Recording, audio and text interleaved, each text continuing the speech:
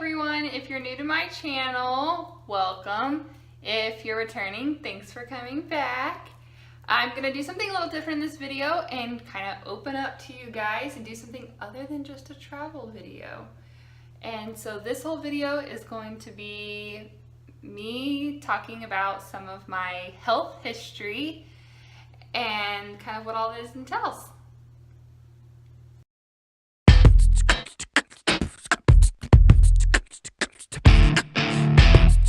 So I'm just gonna jump right into it, and I have this syndrome called CVS, which is cyclic or cyclic vomiting syndrome. Short is CVS. But when you tell people you have CVS, they're like, you have a store, a pharmacy, what?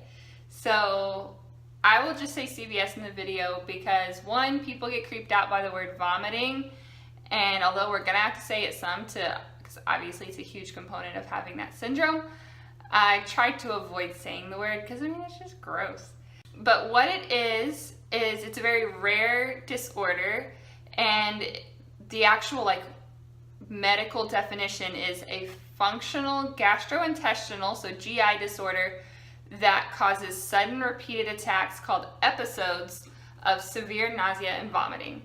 So I have this, and just like with any medical condition, it varies from person to person, so I don't want to speak for everyone, but I want to tell you guys what it's like for me. And it's more common in children ages 3 to 7. So I'm a bit unique in that I actually didn't have my first hospitalization until age 12. It was actually my 12th birthday. We'll get into more of that in a second.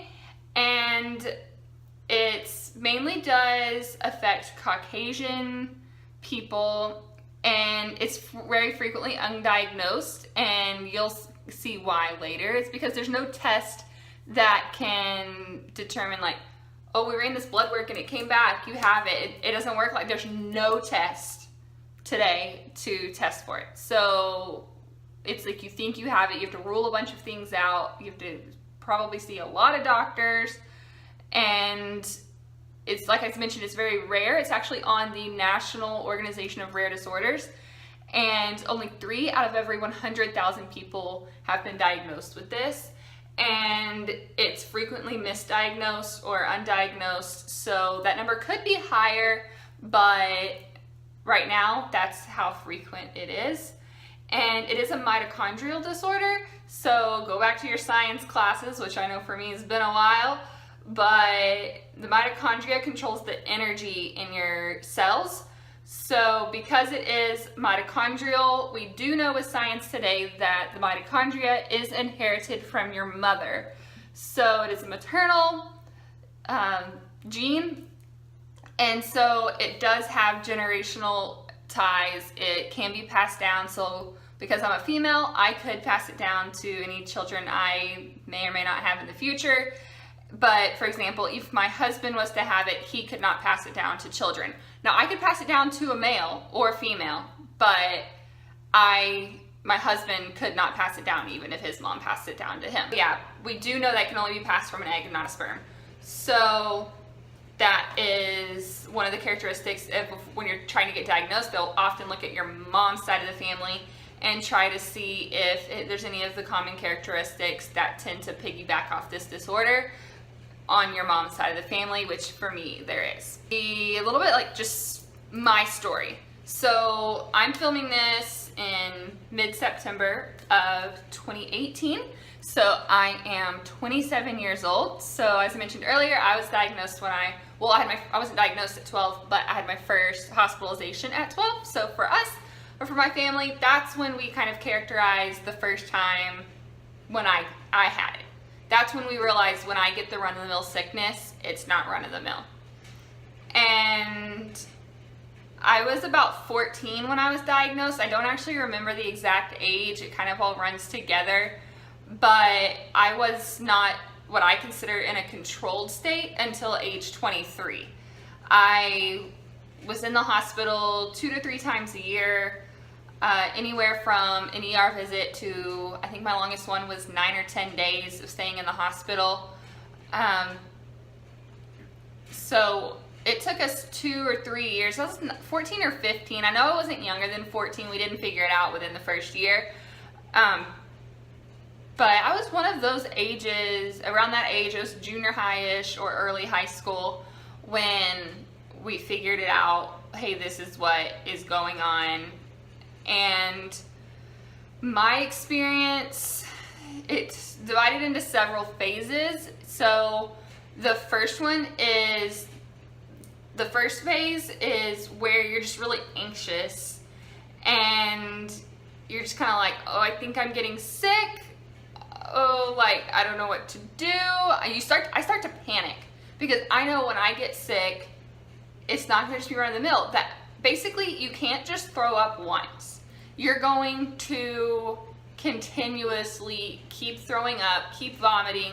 For me, it gets into a cycle of every 15 minutes. So you can imagine that you get very dehydrated very quickly because you're throwing up every 15 minutes and you eventually don't have anything else to throw up, but your stomach, your body will continuously keep trying. So you'll just dry heave and there's a lot of acid. So a lot of health problems really spur as effects from it. So, I mean, obviously that's not good for your teeth. That's not good for your esophagus. So if I so much as get a sore throat, I start to get very anxious about the fact that I know this could quickly spiral into something bigger than I can handle. Because, for example, I used to get strep throat all the time. And I think I had it like 5 times in 1 year. So eventually I did get a tonsillectomy, my adenoids out, all that, and it seriously has made a huge difference. But prior to that, if I would just start to get a sore throat, I would immediately tell my parents, and I would start like taking anything and everything we could think of to try to knock it out, because we knew if it was something like strep throat or run-of-the-mill virus where I was going to throw up once, I wasn't going to just throw up once like your average kid. There was no such thing as a 24-hour bug for me. The bug may be out of my system in 24 hours, but we're dealing with a whole set of other health problems, because once you start doing that, you obviously have to go to the hospital because you're so dehydrated so quickly, and you have to get IV fluids to, one, get you hydrated again, but also to stop the vomiting. So there is no medication that I'm able to take either by mouth, or we've done like the Finnergan where you rub it right here. I've done stuff where it melts in your mouth. We're not actually ingesting it through like your digestive system, because obviously you're just gonna throw that back up. Nothing I can take orally or topically stops my vomiting. It will sometimes slow it down. So I do have medication. It's basically Zofran that I keep on hand, and if I ever remotely get nauseous, then I immediately take it, because it will kind of slow it down. It buys us some time to either get home or get to a hospital, because we quickly learned the earlier you catch it, the earlier you go. That's how you get to just stay in the ER and then possibly get to go home. Obviously that also depends on the triggers. So if you have a 24-hour bug, you can get there within the first 30 minutes if you're throwing up the first time, and you're gonna have to be admitted, because if you're gonna keep throwing up for the next 24 hours, they're gonna have to constantly keep giving you medication to make you stop. So that is part of it, in the aspect of, it just depends on what triggered it. But we'll get into some more of my triggers later. But say it was stress related. Well, if we can just stop it and then address the stress, we can stop it altogether. So some of the times when that was the trigger, an ER visit was all we needed. Now, one time I got mono, which my mom was like super embarrassed about. I didn't care, because I was like, Mom, you can get this from anything. Like, you can get it from like silverware that wasn't cleaned well at a restaurant. I was like, I'm not worried about it. And she's like, people are gonna think bad things. And I had a boyfriend at the time. We've been together for several months, and it stays in your system if you've had it within that amount of time. And so I was like, just go get tested and see if you have it. And so it's so funny, because like everybody was like, you're treating it like it's an STD. And I was like, I know, but it's just gonna be easier if everyone knows, like, that is he never once thought like, oh, you've been kissing another guy, because no one's the kissing disease. But he got tested, he didn't even have it. chances are I got it from drinking after some people, because I'd actually been at a friend's birthday party the weekend before, and I was like, oh, that looks like a good drink, I want to try it, and I tried it, and probably shouldn't have done that. I don't do that anymore. But yes, like with mono, that was the one where I was in the hospital for like 9 or 10 days, because you stay sick, and that was before I had my tonsils and everything out, and they were so swollen, like I couldn't eat. My oxygen was actually, like, levels were dropping because my throat was so swollen. So that one actually stayed in the hospital for longer, because the CVS and the mono together just created a whole bunch of complications. And so it's crazy, because some people can have mono and not even know it. They just get tired or something. Not for me. I was in college, guys. I missed 2 weeks of college, which is so hard to catch up from. Anyway, so the first stage is just like you're really anxious. You start to feel sick, and you're just like, oh no, I have to get home, I have to take my medicine. I need to like call my mom and tell her to come home from work. You start to get just really anxious, which obviously doesn't help anything. I don't think anxiety ever helps a situation, but that's what the first kind of phase is. The next phase is the actual vomiting phase. So I've kind of described that already. Mine's always lasted anywhere from 1 day to 10 days. For me, it happened on average twice a year, sometimes more often, but then sometimes less. And so, as I mentioned, like the controlled phase for me is when I started at age 23. So knock on wood, I have not been hospitalized since I was 23. So it's been 4 years, which is super exciting. And now watch, it's gonna happen like tomorrow. But, and I'm not exaggerating, that's literally how fast it can happen. I can be sitting here just fine right now, and give it an hour and I could be having an episode and be in the hospital by morning. I'm not exaggerating. That's how quickly this thing hits you out of nowhere. Rarely can this be addressed at home. I haven't read very many stories at all where you can actually fight an episode at home. I know some people are able to do it. I know some people have more severe cases than I do, maybe get IVs at home. That's something we talked about with my doctors when I was in junior high and high school, because I really didn't want to miss school. I liked school. I wanted to go. I wanted to be with my friends. But that's not something we did. We just didn't feel like that was the best option. Plus, the hospital that could treat it was in the same town that I lived in. So it was literally just across town. I think it would be different if you lived about an hour away, because I cannot imagine being in the car for an hour during an episode, guys. I literally don't think I would make it. I think that would make me puke so much more that I would just get so dehydrated. And so one of the reasons it's hard to diagnose is, as I mentioned, there's no test for it, but also a lot of doctors don't know about it. Doctors can't know every rare disorder that's out there. And so I saw about 10 doctors before we finally found one who knew what it was and knew how to treat it. Some of them who knew what it was, but they didn't have a clue how to treat it because they'd never actually seen someone with it. They just heard about it in medical school or in a medical textbook. And so that is one of the things that makes it so difficult to deal with, because also when you go into an ER, you don't get your doctor, you get whatever doctor is there. And those doctors may not believe you. They may think, like, a lot of people get accused of being drug addicts. Luckily, since I've been at the same hospital for every episode, I've always gone to the same hospital. It helps because they have your medical records, and so they can see where other doctors said, yes, she has this. The doctor that diagnosed me was on there. My treatment plan was on there. So those are huge helps. They made a huge difference in the way I've been able to be treated and what I've been reading that other people were able to be treated. So that makes it just really hard. But as I mentioned, I've always had to have an IV to stop the episode from continuing or getting worse. So because of that, I've always gone to the hospital. Now, one of the side effects, or not really side effect, I guess it is a side effect, one of the problems that kind of spirals off of this disease is my heart rate actually has the chance of slowing down, because I've been on these anti-nausea medications for so long, and I take them at such high doses because over time you become immune to your regular dose and you have to increase and increase and increase. And not to mention, you need a pretty high dose to fight this disorder anyway, that sometimes I have to actually just be admitted because they need to monitor my heart rate. So that's one of the reasons we never chose to be doing the IVs at home, is because my heart rate could drop, and obviously you need to be in the hospital if that starts to happen. So after you go to the hospital and they get you the medications you need and it's stabilized. So for me, it's a typical routine of medications if we know what the trigger was. But it is not that easy if you have something like a virus, because even though you stop it, well, then the virus ramps back up and you're going to get sick again. So that is one of the times when it's very difficult. We have to kind of figure out a new pattern of medications. But for me, one of my triggers is stress, and the other one is eating gluten. So I do not have celiac disease, although sometimes when I go to a restaurant and they're like, "Are you celiac?" I'm just like, yes.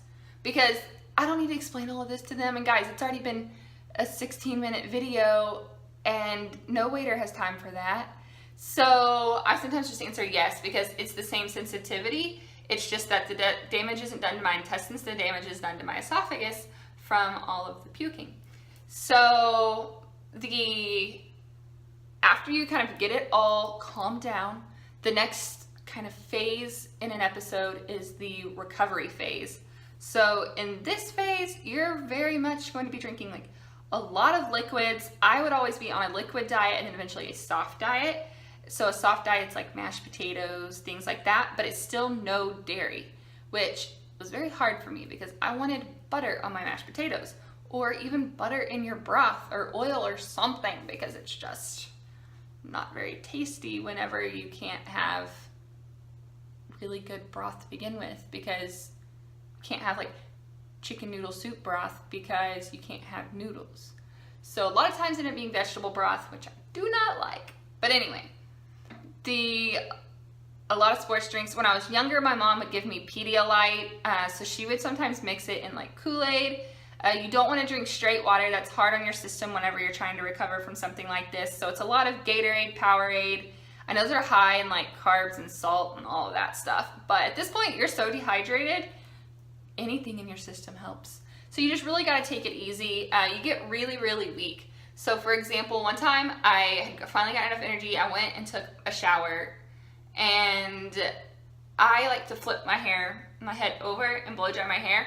So I went to do that, and literally I just like kept going, and I ran into the wall because I was too weak to actually be able to control my body weight once I got kind of my force going in one direction.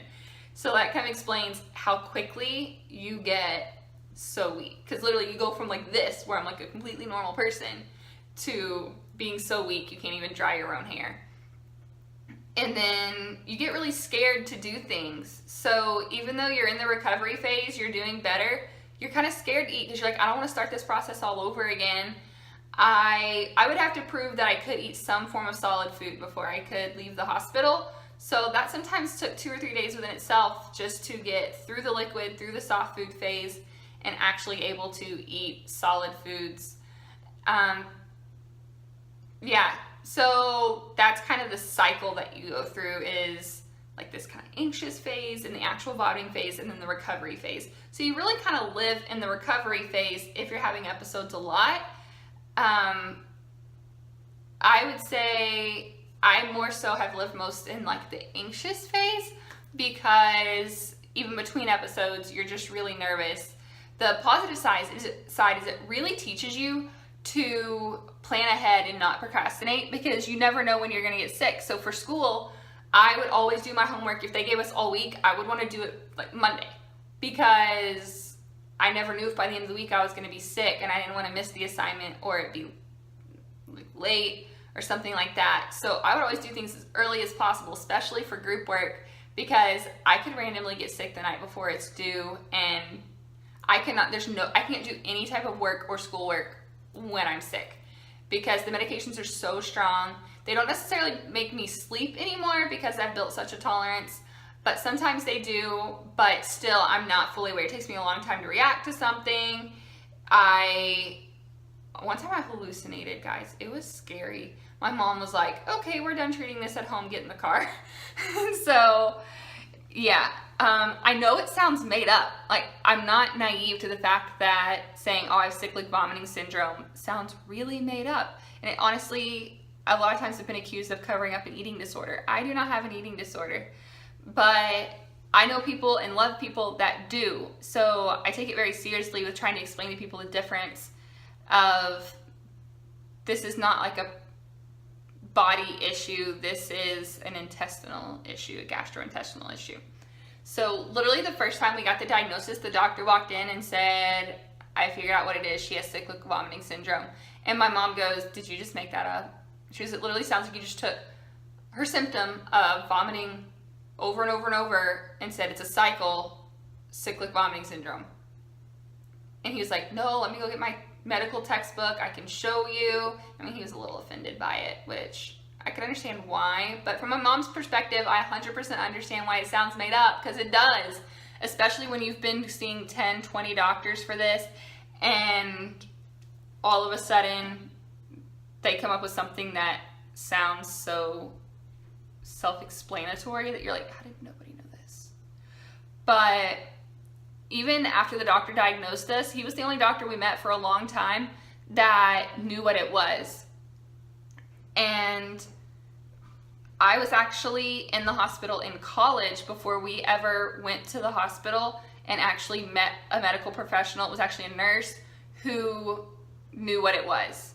So the problem that particular time that we're running into is my potassium was extremely low from being so sick. Because when you're sick, that dehydrated, your blood work goes crazy. So that's part of the hospitalization, is trying to get everything to somewhat balance back out before I leave. So I had to get my potassium up. I don't really know what happens if you don't, but the doctor said your potassium has to come up. So if any of you haven't had potassium pills, they are huge. I'm not kidding. And so my throat is all sore, everything hurts. I'm still in that phase of pretty much every night I was still getting nauseous and sick. And so taking this huge pill was not working. Normally I can take pills, no problem. I'm like, whatever, give it to me, it's fine. I could not get this. Every time I would choke, and so then I would throw up again, and it started the whole process over again. It was so frustrating. And so the nurse started to panic, and she said, I'm gonna go get the charge nurse. We need some help. So she went and got the charge nurse, and she was like, we've got to figure something out. I just feel so bad for her. And they were so sweet, and the charge nurse was like, you have cyclic vomiting syndrome. And I was like, yeah. And she was like, I used to work at Children's Hospital, I've seen this. And I was like, I felt like the only person on the planet with it at the time. I'm not even kidding, because I'd never met anyone with it. I'd never heard of someone even knowing someone with it. At the time, I wasn't allowed on social media. Well, like in high school, I wasn't really allowed on social media much till the very end. So by college, I was on social media, but I had never thought about like looking people up. That just hadn't crossed my mind. Social media for me was more of ways to meet up with my friends. And so she found out about, she knew what it was, and she told us, and she's like, you're not alone. And I was like, I'm not, because it feels pretty alone. And so that was amazing, guys. She was seriously the best. I wish I knew who she was. I have no idea, but I remember it was so great. And then some other problems that it would kind of cause are school. It was very hard sometimes to keep up in school, which I also put a lot of pressure on myself. I was that type of person who's like, I want straight A's. I mean, I didn't get straight A's, but I would always try for that. I wanted to be on the honor roll. I wanted to be in the National Honor Society. That was just things that I wanted, and it was sometimes hard to keep up in school, especially if your teachers didn't really believe what you were in the hospital for. They think it's made up, or they think you need to suck it up. They think you're lying. High school, that wasn't really a problem because you have so many people who can vouch for you and talk to the teachers. All my friends knew what was going on, so they were always like, yep, Rachel gets sick. I mean, my school wasn't that large. There's only about 12 or 1,300 people in the whole school, all 4 grades of high school. So teachers would kind of know, and some of the teachers I had multiple times for different classes, so they knew me. They knew I was going to get it done. They knew I was going to try. They know I'm a dedicated student, so that worked out. More of the problem came in college, because I would miss class with maybe an hour warning. I was fine until an hour before class, and then I would miss class. So one time I missed an exam, and that was really hard because the teacher had a no makeup policy, And so I actually got a 0 on an exam, and I was so upset. At the end of the semester, I'm getting like an 88 or an 89 in the class, and it was because I had a 0 on that exam. I was so upset. One of my friends in the class even went to the teacher and told her, Rachel is sick. She's not going to make it to class today. She's actually in the hospital. I know she's not skipping. We studied together. She's ready for this exam. Honestly, she'll probably make exactly what I make because we studied the same flashcards together. And it didn't matter. I even had a note, like, look, I was in the emergency room. She had a no makeup policy, so it's no makeup policy. So I got a 0 on an exam, and I was not happy. But I had other professors where I missed the final one time, and he let me make it up. I even said, oh, I have my medical note to show that I'm like not lying, that this is my hospitalization record. And he said, I don't need to see that. I trust you. You never skipped class all semester. I believe you. And guys, that was seriously such a blessing.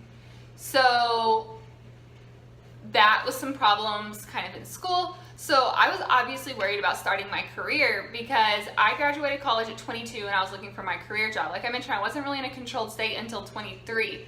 So I'd actually started my job like with the company I have now. I'm in a different position now, but the job I have, the same company, I started that job and I got sick one day. And so that day I sent an email and said, hey, I'm sick, I'm not gonna make it into work today. But I hadn't told anyone about my medical history or anything. I didn't want to be stereotyped or anything because, like I mentioned, a lot of people think that you're lying and think that you have like an eating disorder or something and you don't, or they think that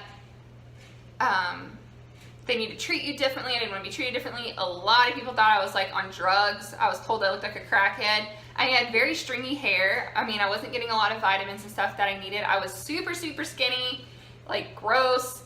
Yeah, a lot of times I had like scars and stuff on my either hands or elbows and the bends of my arms from IVs. I was on IVs all the time. I was getting tests done all the time trying to figure this out. And so a lot of people told me I looked like a drug addict. I remember we had a guy come to school one time and talk to us about drugs in high school, and he said, let me give you an example of a crackhead. Why don't this little girl go ahead and stand up? And I was mortified, guys. Mortified. He said I looked like a crackhead. He's like, oh, messed up teeth, stringy hair, sunken in face, dark circles under the eyes, super skinny. Look, you can kind of even see like she has marks. And I was like, no, I'm just sick. And so I was mortified. I was so upset. And so luckily the other people in the class were like, this discredits this guy. He doesn't know what he's talking about. But I mean, that people who don't know you will think that's true. So that created some problems. I didn't want any of that to follow me into my career, so I hadn't said anything. Well, then I was actually in a medically induced coma for a couple of days. Literally, guys, I don't remember 2 days of my life. I was out of it. And nobody could get into my phone. So that was like right when like all the passcode and stuff was on my phone. I'd never had one before, but now that I was working, I had to for my work email. So my sisters couldn't get into my phone for the first time in our lives. And so nobody called into work for me. I just didn't show up for 2 more days. Luckily, my boss said, you know, you called in the first day, so I just figured you were still sick. Because when I woke up, I was like, oh my gosh. And they're like, you need to calm down. You need to be still. And I was like, oh my gosh, I didn't call into work. And so it was fine, though everything worked out. But now that I'm stabilized, people know what's going on. So every once in a while, if I do have to call in, it's fine. But I don't really have problems as far as needing to go to the hospital, knock on wood, anymore. Normally, I can manage it at home. And so that's kind of an overview of what I have, what it is, and how it affects my day-to-day life. I'm going to stop this video here because it's already pretty long. But go ahead and go over to my next video and I will show you guys, or not show you guys, can't really show something like this. I'll tell you guys some more about like family background, side effects, and I'm going to do a 3rd video over how you can help someone with CVS, what you can do if you have a friend or family member with it. And so yeah, thanks for watching and please tune in to my next video.